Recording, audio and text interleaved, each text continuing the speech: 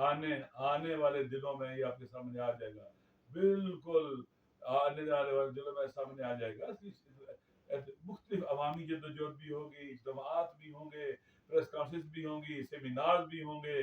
एक दिन किसानों का मुमकिन हो गया, आज का पूरे मुल्क के लोग निकलेंगे किसानों से इज़हार यकजहती के लिए। किसी दिन हम मसलन मिसाल के तौर पर कहेंगे, आज के दिन पूरे अवाम पाकिस्तान के साथ इज़हार यकजहती के निकलेंगे कि पाकिस्तान के आइन के साथ। ये अब इंशाल्लाह आप देखेंगे प्लानिंग हो रही है और खुदावंद मुताल ने हमारी मदद करेगा और हम मुल्क को पुरअमन एहतजाजात, हेल्दी एक्टिविटीज के जरिए और अवामी प्रेशर के जरिए चीजों को ठीक करेंगे।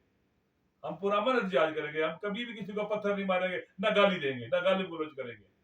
आप देख लेना।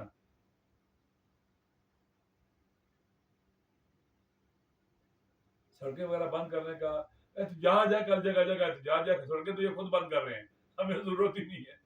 सारी सड़कें बल्कि खबरें आ रही है। कल कल मैं इस्लामाबाद में नहीं हूँ, कहीं और होगा, लिहाजा कल पार्लियामेंट वाले दोस्तों को पता होगा।